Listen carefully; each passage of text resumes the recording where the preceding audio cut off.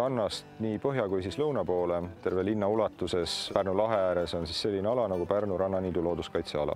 Ja nagu nimigi ütleb, siis põhiline selle ala väärtus on rannaniidud või siis ka rannakarjamaad, mida ajalooliselt on inimene kasutanud siis kariloomade kasvatamiseks, karjatades suvel nendel aladel loomi. Ja kuskil 30–40 aastaks tegevus peatus, kui inimesed linnas enam loomi ei pidanud ja nüüd siis alates 2012. aastast tegeleme me uuesti selle vajaliku tegevusega, et need rannaalad püsiksid sellised, nagu nad ajalooliselt on olnud.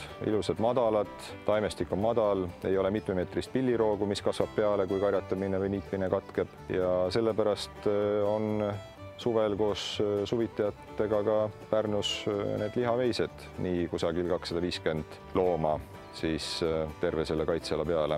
Valitud on nad selle järgi põhimõtteliselt, mis on rahulikumad, mis on võib-olla suurekasvulisemad, mis nendesse rannaniidu rasketesse tingimustesse sobivad hästi ja parema isuga, sest see pilliroog, millega rannaniit vahepealsetel aastatel oli kinni kasvanud, kui teda ei karjatatud, see kasvab väga kiiresti ja on vaja tõhusat looma, kes selle ärasöömisega piisava kiirusega hakkama saaks.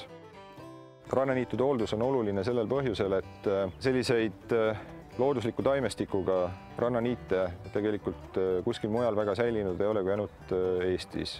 Iseenesest nad on suur loodusväärtus, nad on kasvukohaks mitmekümnele kaitsealusele taimele, nad on kasvukohaks või elukohaks mitmetele selgrootutele, nad on oluline peatuspaik rändlindudele. Kui nad on hooldatud, siis see kõik kehtib.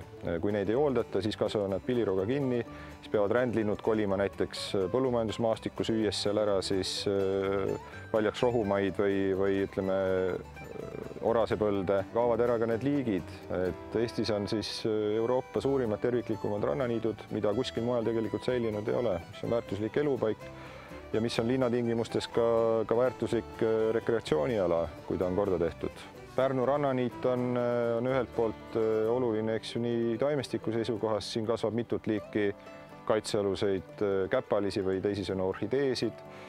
Siis lisaks rannaniitudele on siin rannikulõukad, mis on sellised madalaveelised veesilmad, mida siis tormiveega ujutatakse üle, tuues sinna soolast vett sisse ja teistpidi maa poolt vihmaveega magedat vett, kus siis kasvab teise kategooria kaitsealune taim, ka silekardein. Siis on nad olulised kahepaiksed udemiskohad, erinevate putukate elupaigad, erinevate lindude toitumise elupaigad.